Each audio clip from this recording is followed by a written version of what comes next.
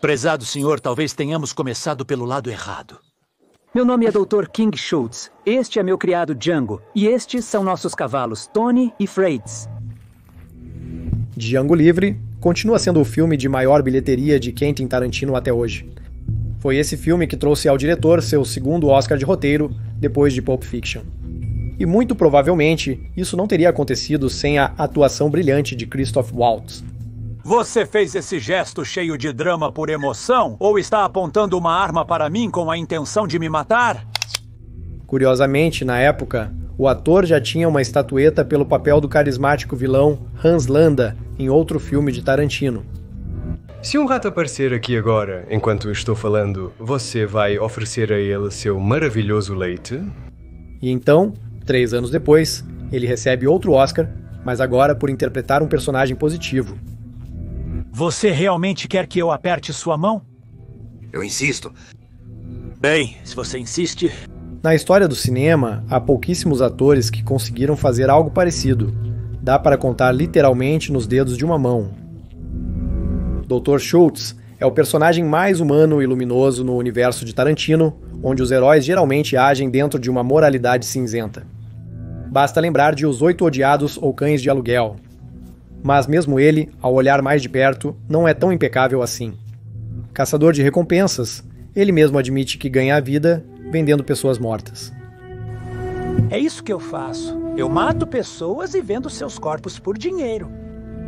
Porque aquele que, desde o início, na verdade não pretendia salvar Django, acaba tomando uma atitude que é praticamente um autossacrifício para livrar o mundo do monstro que é o escravagista Kelvin Candy. Por favor, Monsieur Candy, eu não tenho mais forças. Não precisa. Chega, que se dane os pedidos. Não tente me comover. Neste vídeo, vou tentar entender qual era o principal dilema do Dr. Schultz. Aquela mesma rachadura interna que, no final das contas, o levou à sua última decisão fatal. O que levou uma pessoa acostumada a seguir estritamente as regras a violar essa lei que ele mesmo servia? Meu nome é Dr. King Schultz. Assim como você, Marechal. Eu sou um servidor da lei. Qual conceito filosófico fundamental está na base de suas ações? E por que justamente esse personagem talvez expresse de forma mais clara a ideia principal do filme?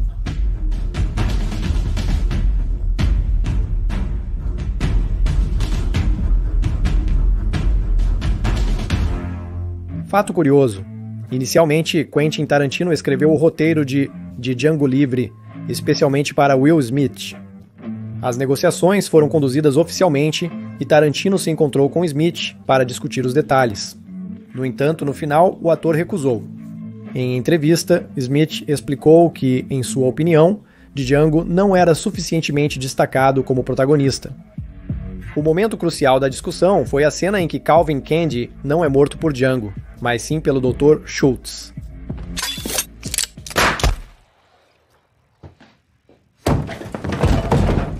Smith acreditava que Django deveria ter atirado. Ele ficou louco. Socorro!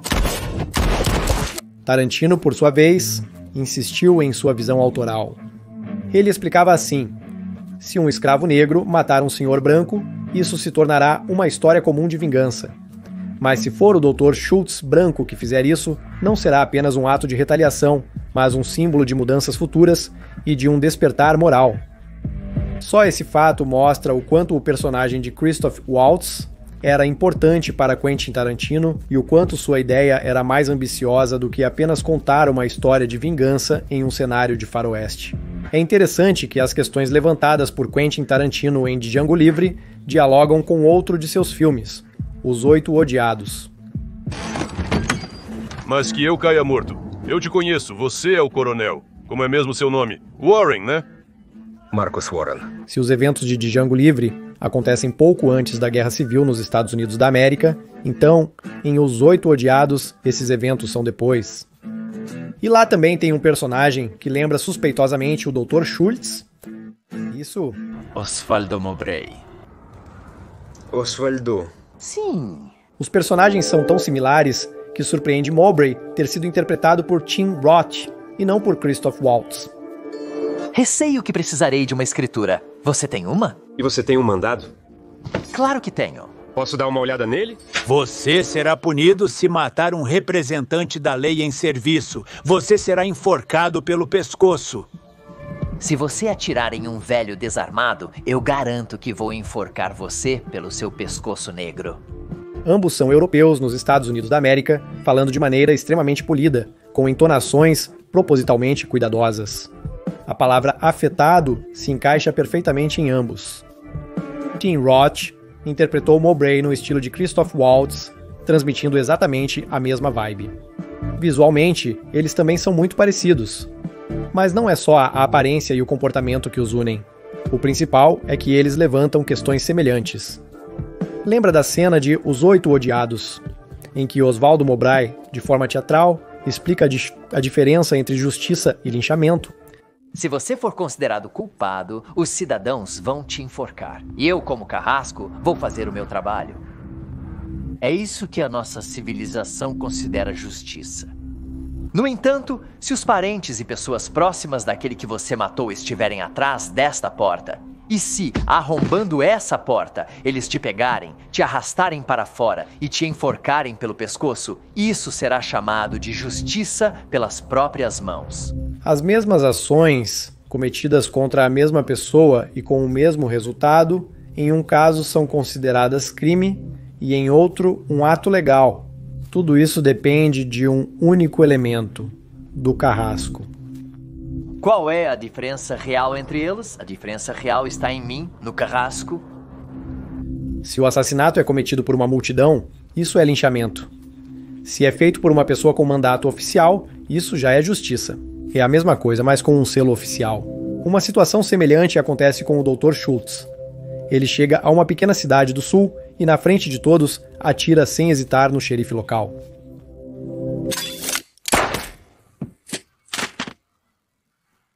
À primeira vista, é um crime óbvio, um assassinato diante de testemunhas. O que você fez com o nosso xerife? Mas basta Schultz tirar do bolso um papel com assinato, assim, assinatura do juiz, e tudo muda. Eu sou um agente da lei. E isto, meus amigos, é um mandado emitido para mim pelo juiz distrital. Tudo o que parecia uma selvageria ilegal, de repente se torna um procedimento legal. E nosso doutor deixa de ser um criminoso para se tornar um representante do Estado, que, como se sabe, detém o monopólio da violência. Em outras palavras, Marechal, você me deve $200. Concorde. Isso é praticamente a personificação da mesma ideia sobre a qual Mowbray falou. Dr. Schultz é um homem que respeita a letra da lei. Ele entende perfeitamente que o mundo é injusto, mas, ao que parece, acredita que ainda é possível fazer justiça sem ultrapassar os limites. Agimos dessa forma somente dentro dos limites legais. Talvez seja por isso que ele deixou sua prática médica para não trabalhar mais com dor de dente, mas sim com uma podridão mais profunda, com pessoas que a lei permitiu matar. Já faz uns 5 anos que abandonei a prática e não trabalho mais como dentista. Sua dedicação à letra da lei é demonstrada desde o início do filme. Sim, ele atira nos traficantes de escravos, os irmãos Speck, mas em legítima defesa. Eu atirei no seu irmão porque ele me ameaçou com uma arma. E me parece, eu tenho 1, 2, 3, 4, 5 testemunhas que podem confirmar isso. Depois, ele praticamente leva Django e conduz o cavalo, mas formalmente isso é uma compra. Pelo jovem Django, já que ele não precisa mais dela, eu gostaria de comprar o pangaré do seu irmão. Simultaneamente, ele não esquece de formalizar a compra conforme todas as regras. Tudo deve ser legal. Não se preocupe, este papel serve perfeitamente como recibo de compra. Schultz mata pessoas, mas ele sempre tem um mandado. Ele liberta Django, mas faz isso através de um acordo. Ele é um formalista com princípios, e até certo ponto isso o protege do sentimento de culpa. Por um tempo, eu transformo toda essa bobagem tipo escravidão em algo útil para mim, e mesmo assim, ainda sinto culpa. Porque se tudo está dentro da lei, então você está limpo. É importante entender que o Dr. Schultz não tinha intenções nobres no começo. Ele não planejava salvar ninguém. Estou procurando os irmãos Brittle. Eu não sei como eles se parecem, mas você sabe. As ações dele no começo do filme podem parecer heróicas. A libertação de Django e a eliminação dos traficantes de escravos não tem uma missão nobre por trás. É cálculo. Os traficantes de escravos ganham a vida vendendo pessoas vivas. O caçador de recompensas é de mortos, assim como a escravidão é comércio de carne. Schultz busca alguém que possa reconhecer os 3 irmãos Brittle, pelas cabeças dos quais uma recompensa foi oferecida. Django é uma ferramenta essencial para ele, e ele afirma isso com sinceridade. Mas ao final de sua jornada, o Dr. Schultz muda e, embora externamente ele sempre pareça confiante, haja de forma decisiva e fria. Desde o início, um conflito interno vai crescendo dentro dele. O dilema é profundo e pessoal, que no final o leva a tomar uma atitude que tenho certeza, antes ele nunca teria tomado. E para entender qual é esse dilema, é preciso se aprofundar em alguns conceitos básicos relacionados à filosofia do direito.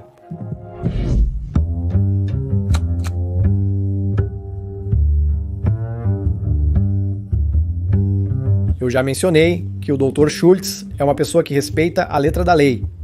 Para ele, é crucial que as ações estejam formalizadas, os documentos assinados e cada bala disparada tenha uma justificativa formal.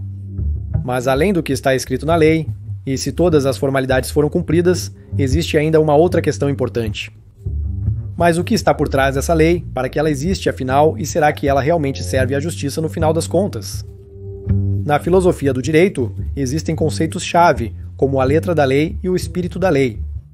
A formulação pode variar, mas a essência é a mesma. A letra da lei é o seu texto, enquanto o espírito é o seu significado e essência.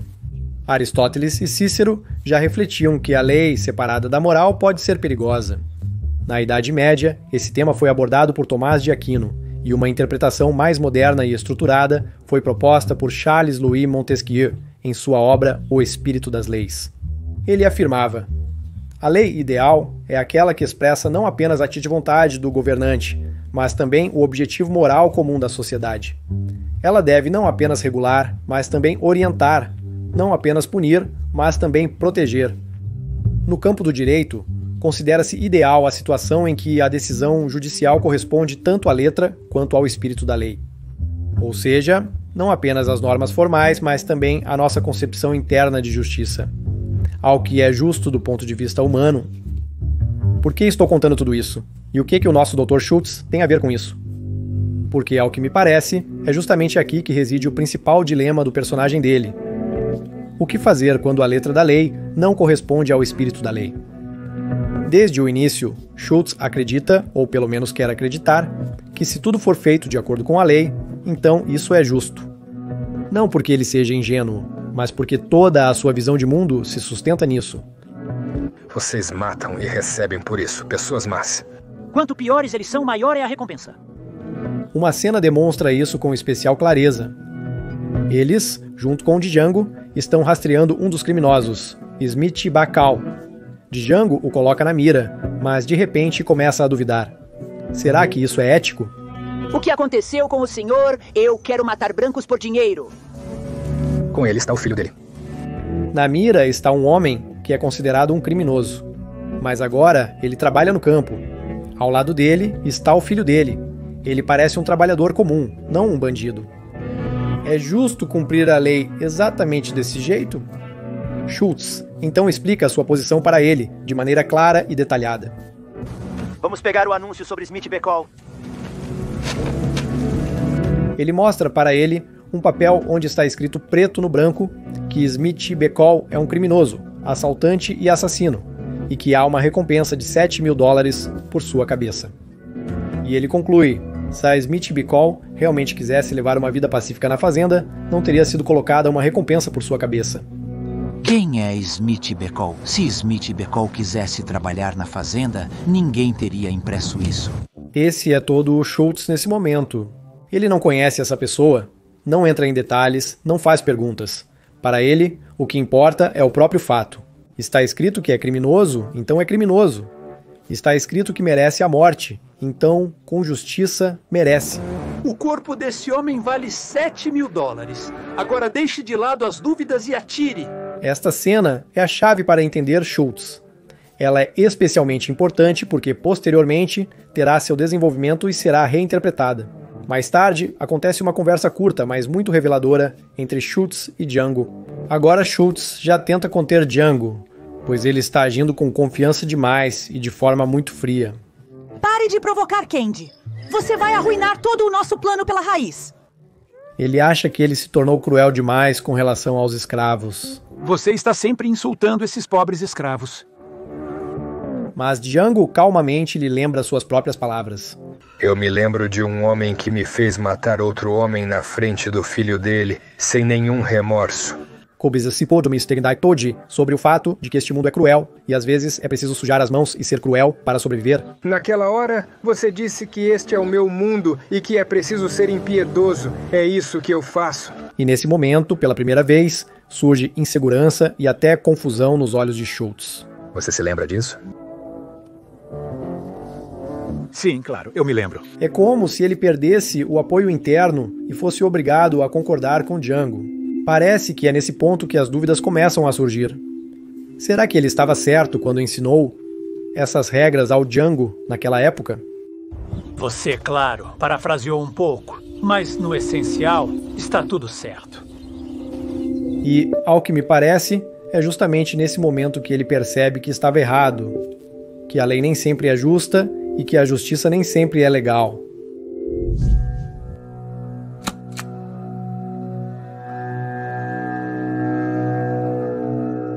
Se voltarmos ao início do filme, podemos observar como, lentamente, passo a passo, o Dr. Schultz começa a mudar suas ideias sobre lei e justiça. No começo, vemos o choque de Schultz ao ver as costas de Django marcadas por cicatrizes.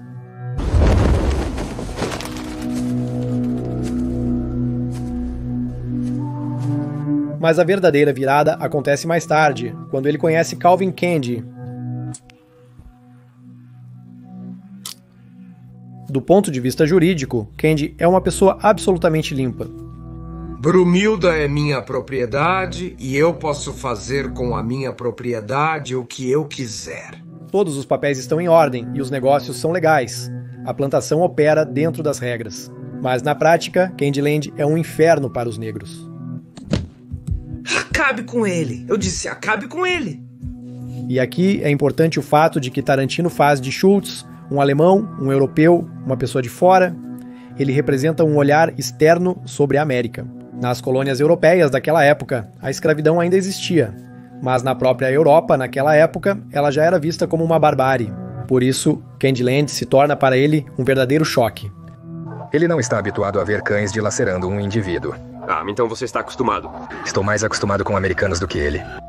Ele vê como as pessoas são forçadas a lutar até a morte por entretenimento, como um homem vivo é dado aos cães, como uma mulher é transformada em mercadoria. A esposa de Django se chama Brumhilda, assim como a heroína do épico germânico. Ela fala alemão.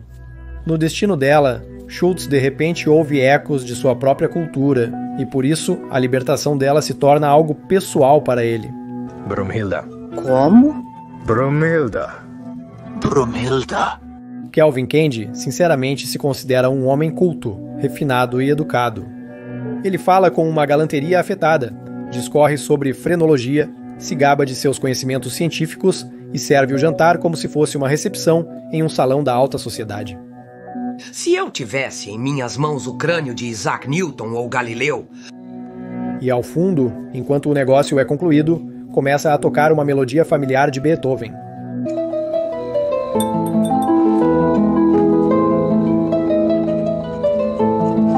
Compositor alemão, numa casa onde as pessoas são obrigadas a matar umas às outras por diversão, numa casa onde uma mulher é vendida como gado, numa casa onde qualquer escravo pode ser dado aos cães a qualquer momento.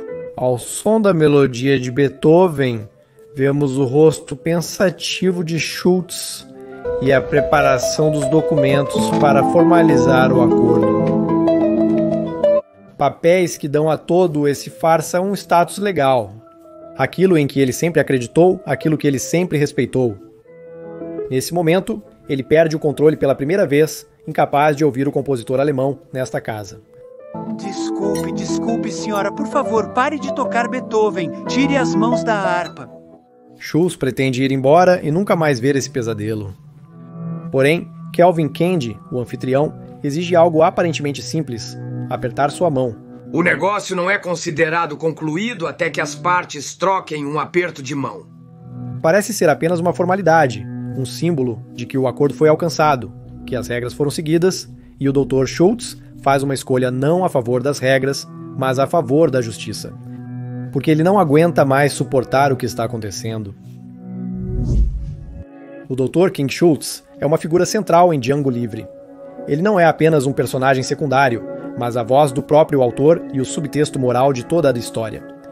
Até mesmo o nome dele, Dr. King Schultz, é uma referência direta a Martin Luther King, o ativista dos direitos civis, que também questionava a justiça das leis existentes. Martin Luther King foi um filósofo, ativista e ganhador do Prêmio Nobel da Paz pela luta contra a desigualdade racial. Em sua famosa carta da prisão de Birmingham, ele escreveu: "Existem dois tipos de lei, a justa e a injusta." Eu concordo com Agostinho. Uma lei injusta não é de fato uma lei. É exatamente com esse dilema que Schultz se depara. Ele chega a Sompos a um mundo onde a lei é apenas uma fachada que encobre a violência, e quando não consegue mais aceitar essa realidade, toma uma decisão. Você realmente quer que eu aperte sua mão?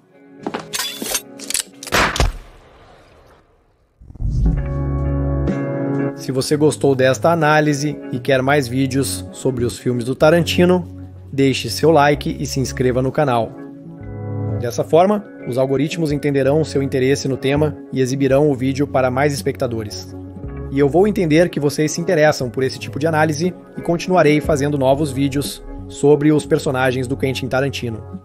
Por exemplo, eu já analisei quase todos os personagens de Os Oito Odiados, Calvin Candy de Django e, claro, os personagens de Pulp Fiction. Todos esses vídeos eu reuni em uma playlist separada. Vocês sabem onde encontrá-la.